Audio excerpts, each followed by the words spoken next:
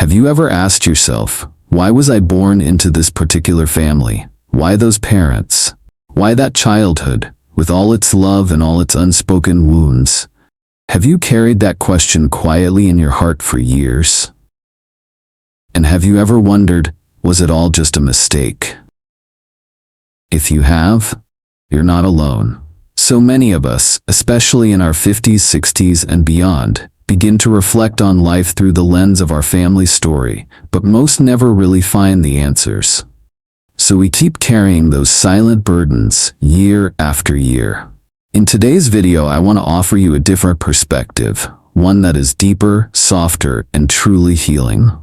What if I told you, you were not randomly born into your family, that your soul chose it long before you took your first breath? This is not just a journey of understanding. It's a journey of letting go, of forgiveness, and of coming home to yourself.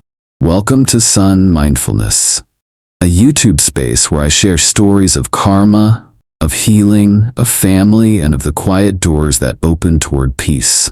Here you'll find the stillness to reflect, the wisdom to transform, and the compassion to begin again.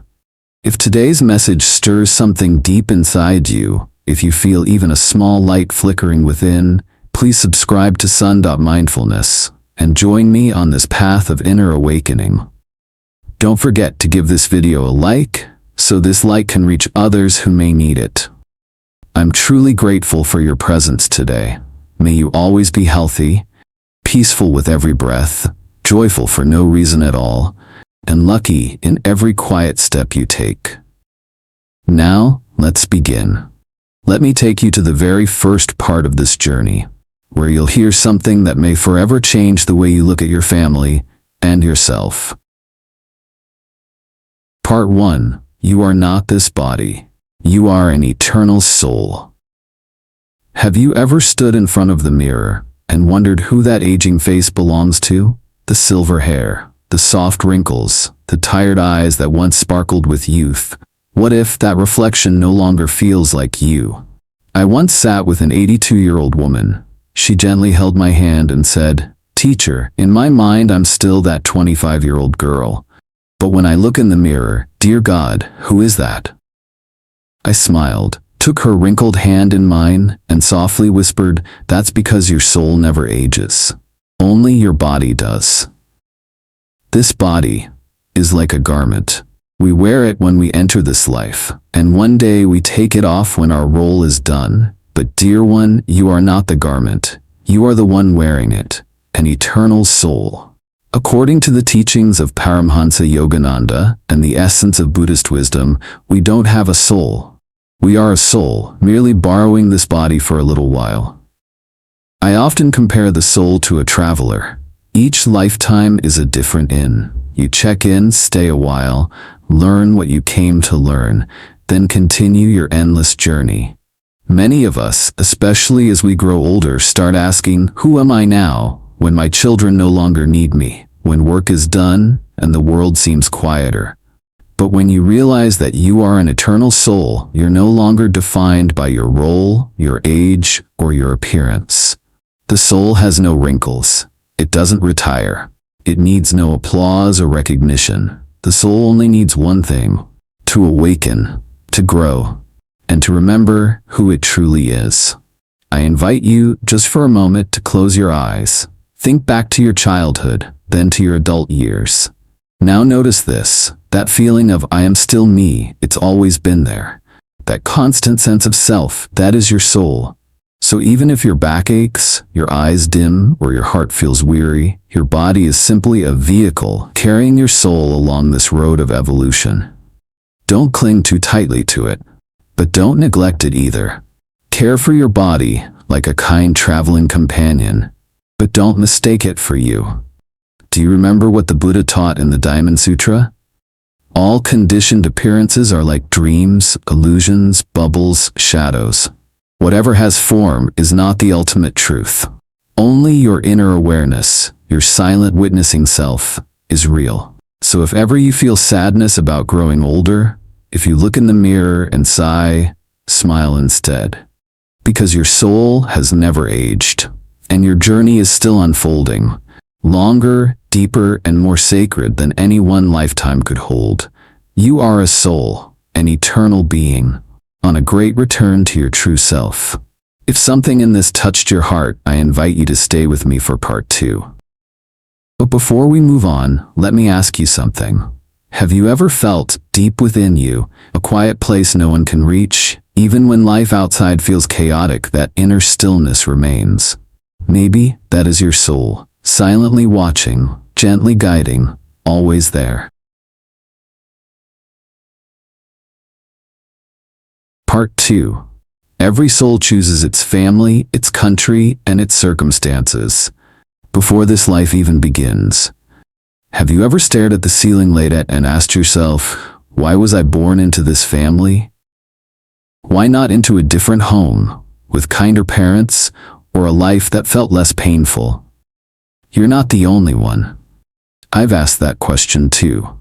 And over the years, many spiritual seekers, especially those with painful childhoods, have brought that same question to me. There was a woman named Sarah, almost 60 years old, who once told me she could never forgive her father.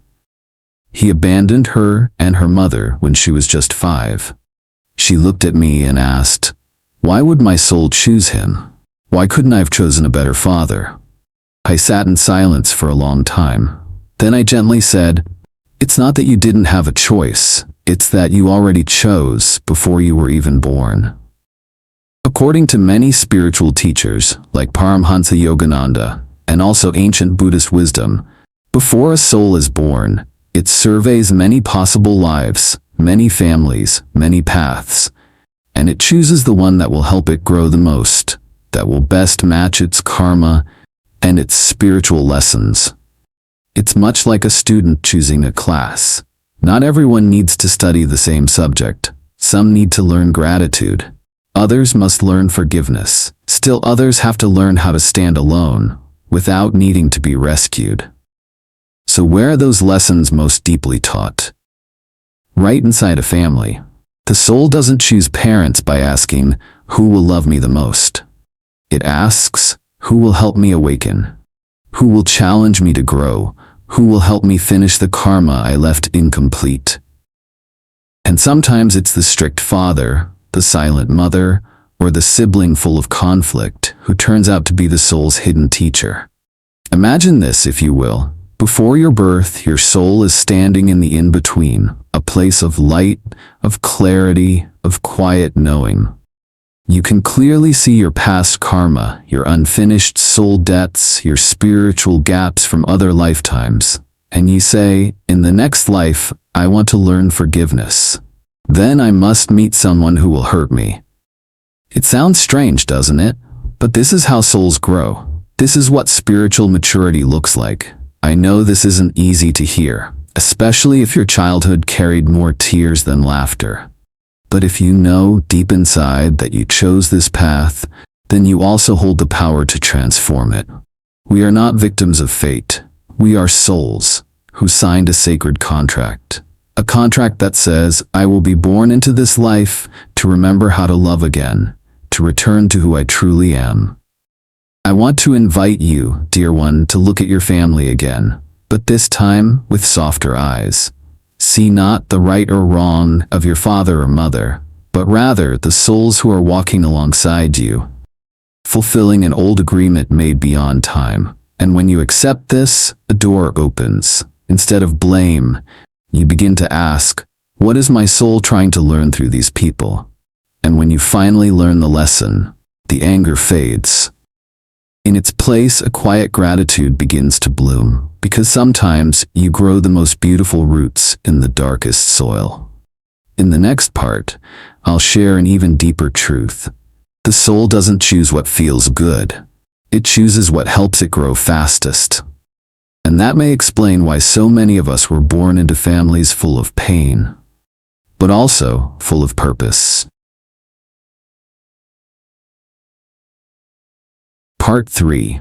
The soul doesn't choose comfort, it chooses growth. Dear one, I once sat in deep meditation, After hearing a man in his 70s share his childhood story, he grew up with an alcoholic father and a mother who lived in silence and depression. He said to me, "For decades, I believed I was a victim. But after I retired and looked back on my life, I realized something profound. It was because of my childhood that I learned compassion and became a completely different kind of father." Isn't that a paradox? It wasn't comfort that taught him how to shine, it was pain. And that was no accident. It was the choice of his soul. Let me help you picture it this way. The soul is not like the small self, that part of us always seeking ease and safety. The soul doesn't ask, "What's the easiest path?" It asks, "What will help me awaken the fastest?"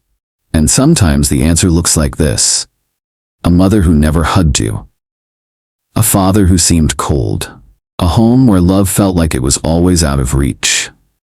Sounds harsh, doesn't it?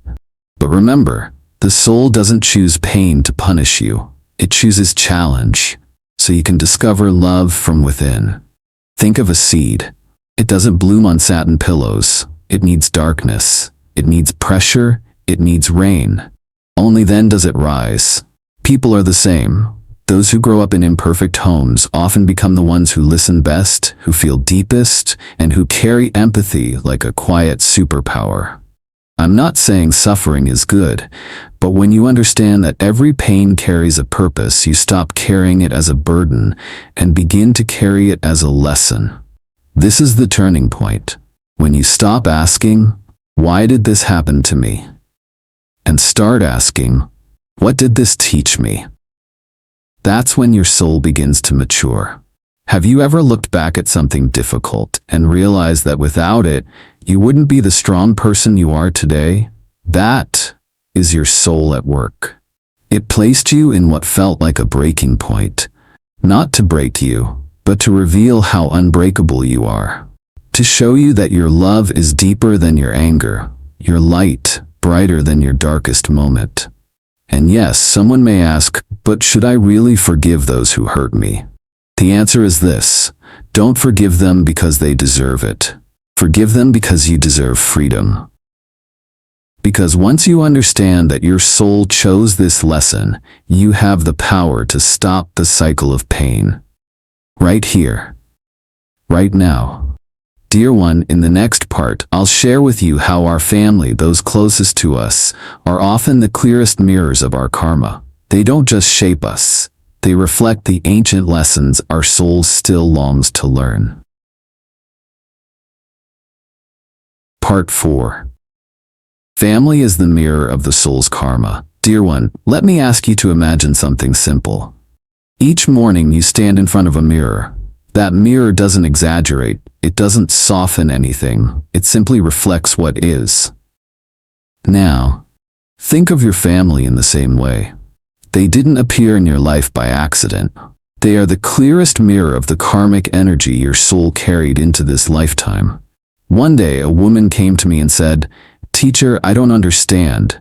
Since childhood, I've always felt unloved by my mother. No matter what I did, she never acknowledged me."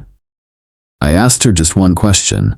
What if this isn't the first time you've met your mother? What from a past life might be reflected back to you now?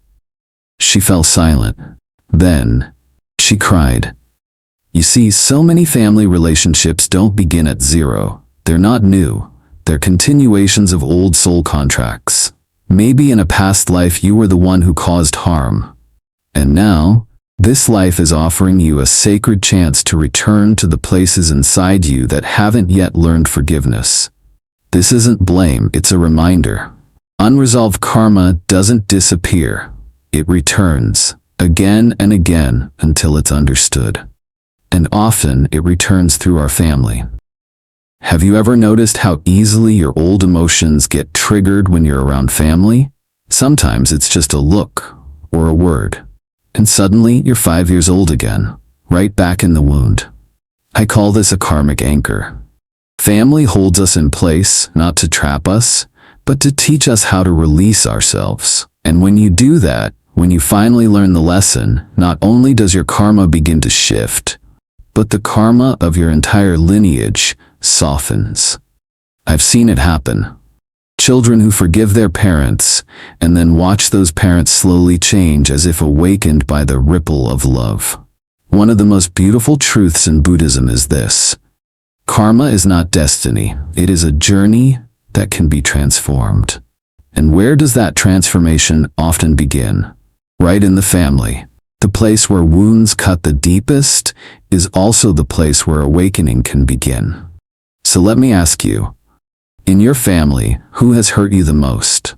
And now, ask yourself, is it possible that person is also carrying a wound just like yours, but doesn't know how to express it? Family is the mirror of karma. But if you look with wisdom, that mirror can show you something more. It can reveal the nature of your own mind. And from that seeing comes liberation. Part 5. Some souls choose challenging families, not to suffer, but to awaken. My dear one, I know. Some of us carry wounds so deep they began long before we could speak.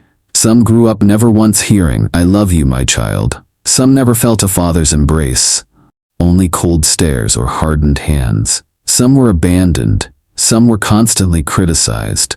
Some were raised in silence so thick it made the heart ache for air. And years later, even after becoming a parent yourself, even with a career, a home, a life, that wound still lingers.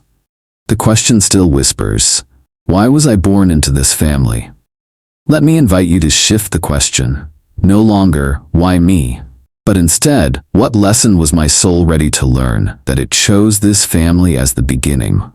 You see, the soul doesn't choose comfort. It doesn't crave ease. It seeks truth. It seeks the lesson. It seeks awakening. I once met a man in his 60s. He told me, "Teacher, I used to resent my father deeply, but now I see, because of him, I've never once raised a hand to my own children. I knew the pain of being yelled at, so I chose to stop the cycle. It ends with me." You see, his soul didn't choose a peaceful start. It chose to be the turning point in his family's karmic lineage. Some souls are strong enough to take on a painful chapter, not to drown in bitterness, but to become the beginning of transformation. I once told a student, "You were born into a family that didn't know how to love, so that you could learn to love from within yourself." Sometimes a father who says nothing is the one who teaches you to cherish every soft word. Sometimes a cold house is what pushes you to build a warm home for the next generation. If you see your family as a place to endure, you may carry resentment forever. But if you begin to see it as a sacred training ground where your soul was tested in order to evolve, then everything changes. You'll no longer feel like a victim, but like someone chosen. Or more truthfully, someone who chose. Look back for a moment. Every hardship you faced in your family, has it in some way helped you become more patient, more compassionate, more courageous? If the answer is yes, then you've begun to uncover one of the deepest secrets of karma. Pain, when seen through awakened eyes, becomes a doorway into wisdom, compassion, and ultimately freedom. In the next part, I'll share with you how karma travels with the soul from one life to the next, and how it shapes the place and family we're born into. Part 6. Karma isn't punishment, it's the soul's baggage for learning. Dear one, ever since you were little, have you ever heard someone say, "Well, that's just their karma"? Usually it's said with a sigh, like karma is some kind of curse, a punishment you can't escape. But the truth is, karma isn't punishment, and it's not a reward either. Karma is simply the natural response of the universe to the energy we've put out, through thoughts, words, and actions, in this life and many lives before. I often say karma is like a suitcase your soul packs before coming into this life. Inside that suitcase, everything: unspoken love, unreleased anger, gratitude, wounds, even grudges that haven't yet healed.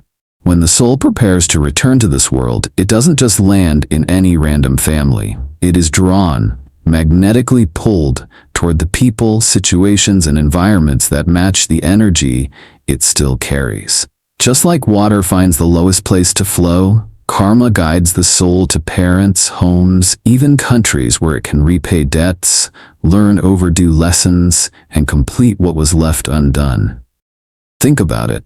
If in a past life you used harsh words that hurt someone deeply, this life might place you in a family where words often wound, so you can learn to speak gently, to heal instead of harm. Or if you once neglected your own mother, you may now be reborn as a mother whose child doesn't care, so you can finally understand the pain you once caused.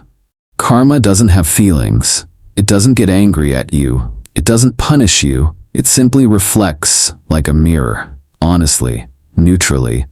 Just like gravity doesn't pull you down because it hates you, it just is. But here's what I want you to hear clearly. Karma can be transformed. If it was created out of ignorance, it can be rewritten with awareness. You can't change the past, but you can change how you live with it now. Have you ever noticed you keep repeating a certain life pattern? You fall in love, only to be abandoned. No matter how hard you try, people misunderstand you. You reach out in kindness, but others stir up conflict. These may be signs of karmic lessons that haven't been fully seen, fully learned. And family, more than anywhere else, is where karma plays out most clearly. Because at home, all the masks drop. Only raw, honest emotion remains. If you really listen to your life, you'll begin to see. Karma doesn't trap you. It invites you to learn. And once the lesson is learned, it doesn't need to repeat. In the next section, I'll share how the people in your family, your parents, siblings, and beyond, are actually soul companions, karmically connected to you, coming together in this life to help you complete your spiritual growth. Part 7. The people in your family aren't random. They're souls with karmic bonds. My dear one, once I saw a small, almost invisible line etched into the edge of an old statue. It read, "Those who make us cry the most may have once loved us the deepest in another life." I stood still for a long moment, because when we look at our family, sometimes with frustration, disappointment, or wounds we don't even have words for, we often forget something sacred. None of these people, your mother, your father, your siblings, even those who raised you, showed up by accident. They are souls who've shared karmic ties with you before. Think about it. Have you ever met someone briefly and felt an uncanny sense of familiarity? And at the same time, there might be people you've lived with your whole life, yet you still don't understand them? It's not about time. It's about karmic connection, bonds woven through lifetimes. Our parents? They're not just the ones who gave us this body. They are spiritual companions who, before this life began, entered an invisible agreement with us to play certain roles so both souls could evolve. A controlling mother may be helping you learn to set boundaries. An emotionally distant father might be nudging you to discover your inner worth. A sibling who constantly stirs trouble could be your teacher in patience and unconditional compassion.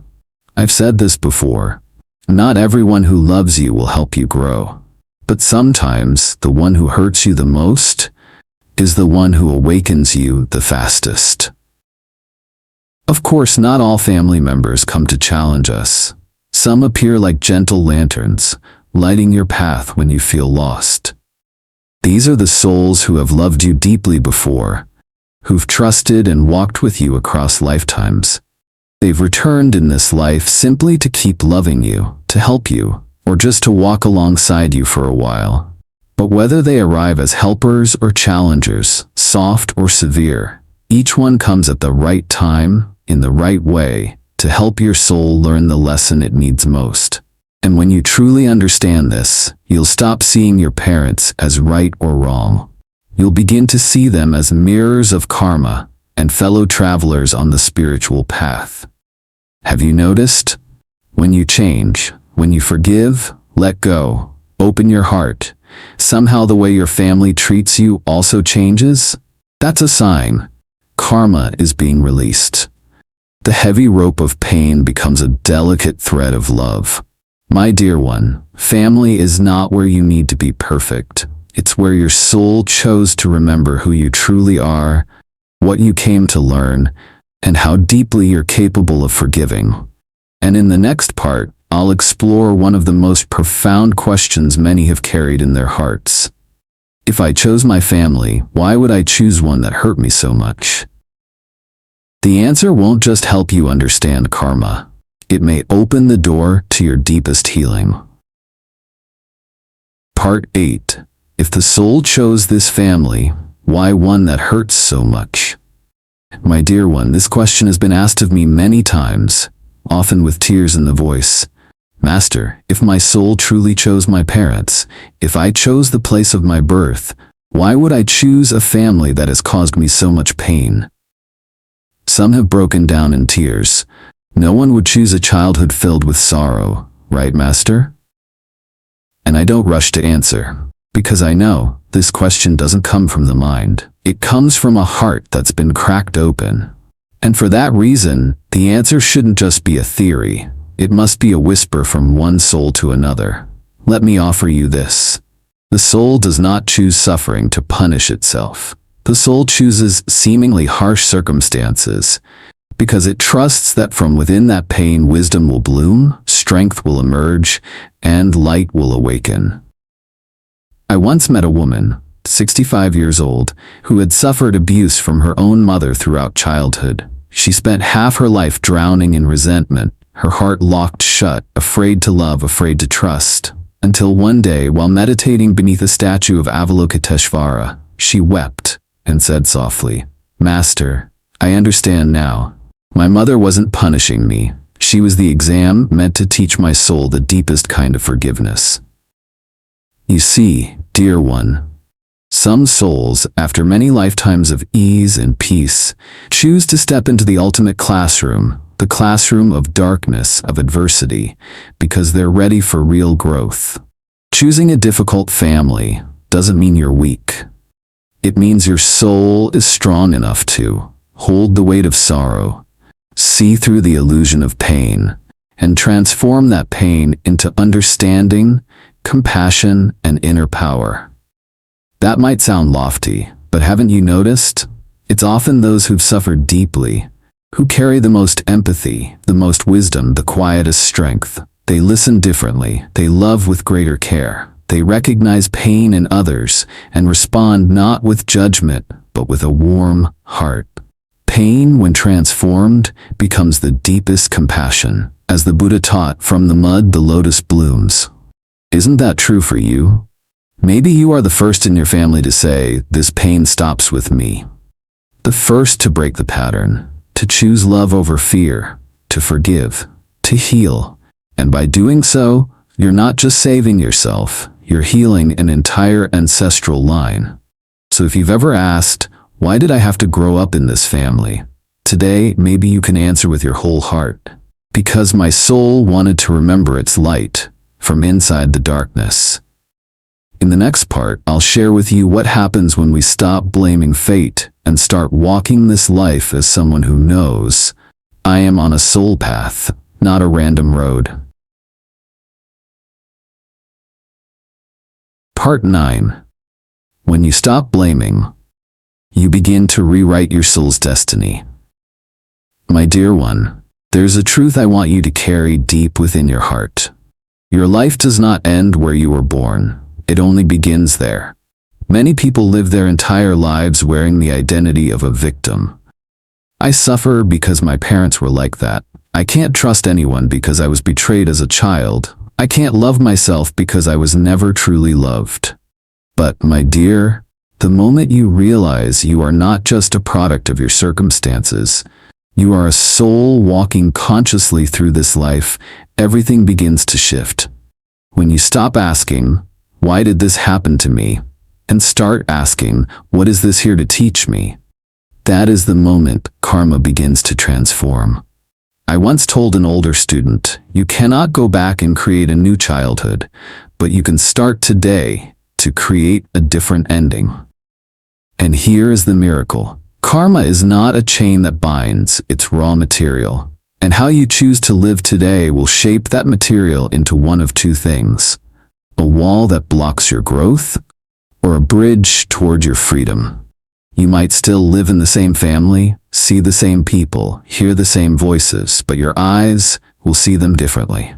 What once was blame becomes quiet observation. What once hurt becomes understanding. What once felt tense becomes silent gratitude. Because you come to understand, no one owes you a perfect childhood, but you do owe yourself a conscious life. And that is why awareness is the first step toward liberation. If you can look at your parents, whether they are still alive or have passed, and ask gently from the heart, "What did you help me learn?" Healing has already begun in that moment. I once guided a Buddhist practitioner to meditate like this: sit very still. Call upon each member of your family, both those you love and those you resent, and whisper to each one, "Thank you for helping me grow in consciousness." When you have the courage to break the cycle of pain, the wisdom to stop blaming, and the compassion to see that everyone was playing a role in your soul contract, you enter a new way of living. Living with understanding, living with inner freedom, living as a mindful soul, walking through life with grace. My dear one, in the final part, I will gently guide you through how to begin this healing journey, step by step, not with urgency, not with theory, but with presence, with awareness, and with a heart full of quiet gratitude. Part 10. Begin the healing journey through understanding, forgiveness, and gratitude. My beloved one, after everything we've explored together, that your soul chose this family, this circumstance, this set of challenges, the question is no longer, why me? But rather, now that I know, how will I live with it? Because understanding alone is not enough without action. Consciousness does not transform if you continue living with old patterns and reactions. So, where do we begin? Let me share this with the gentleness of a meditation song, something you can carry in your heart as you walk forward. 1. Observe the patterns that repeat in your family. Sit quietly on a still morning. Look back at your family, not through emotion, but with the eye of an observer. Can you see any repeating patterns? Anger passed down from generation to generation? Cold silence between mothers and daughters? Fathers who disappear when life becomes hard? These are not just personality traits, they are karma in motion. And you, dear one, you are the one who has the opportunity to stop the cycle. 2. Practice forgiveness, not because they deserve it, but because you deserve to be free. I know, there are wounds that no apology could ever mend. There are pains no one in your family even knows you carry, but they still live quietly inside your chest, every single day. So today, try whispering to your own heart, I forgive, not because they were right, but because I want to end this cycle. I don't want to carry this pain into another lifetime. Forgiveness is not forgetting. It is laying down the stone that's been weighing down your heart. 3. Practice gratitude, even for what was never easy. If you've walked far enough on your spiritual path, you'll begin to see that even adversity is a gift, wrapped in coarse paper. Thank your father who never hugged you, because he helped you cherish the embrace of love. Thank your mother whose anxiety clouded her joy, because she taught you how to let go. Thank the family conflicts, for without them, you might never have sat still and listened deeply to yourself. 4. Be the light. Instead of waiting for light from others, you cannot change your parents, the past, or old karma, but you can begin with yourself. Even if others around you remain unconscious, you can choose to live with awareness. You can be the first in your family to listen with presence, to love unconditionally, to heal without demanding an apology. I often tell older students, you don't need to save your entire lineage. You just need to light one lamp, in your own heart and live in such a way that your children and grandchildren can find their path through its glow. And dear one, when you can do this, when you choose silence over argument, listening over reacting, gratitude over blame, in that moment, you are no longer just a child of your family. You become a healer of your ancestral line. If there is only one thing you remember today, let it be this. You did not come into this life to endure your family. You came to understand, to learn, to release, and then to rise like a lotus that has bloomed. Conclusion. The journey back to your heart. If you've stayed with me until now, I believe a part of your heart has softened, and perhaps another part of you has quietly awakened. Because what we've shared today is not just theory.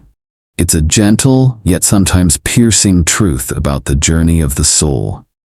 You did not come into your family by accident. You chose them. Because they are the mirror reflecting the exact spiritual lessons your soul came here to learn. Your soul is not seeking comfort. It is seeking growth. Every family member, whether the one who held you or the one who hurt you, has likely walked beside you in many lifetimes before. Have you ever felt it? A strange familiarity that logic can't explain? A wound too deep for reason to understand? That isn't just emotion. That is karma retelling an unfinished story. But now you know, you are not the victim of your family. You are the one chosen to begin the transformation. And here's the miracle. Even the most painful things can become light, if you dare to look deeply, dare to forgive, and dare to be grateful. Do you remember? Gratitude is the first step toward all healing. When you say, thank you, for because of all that I have awakened, you've already stepped into a new phase of your soul's journey. Have you ever practiced that? Try this. Close your eyes. Call to mind someone who once caused you pain, and send them a silent blessing from the depths of your heart. What have you learned from your journey with your family? Is there something that touched your heart today that you'd like to share? I would be so grateful to hear your story, even just a few lines in the comment section below. If this message has lightened your heart, please subscribe to Son.Mindfulness and continue this journey with me and others walking the same path. Each video is a step back toward your true self. A gentle reminder that you were never truly lost, you just forgot the way home.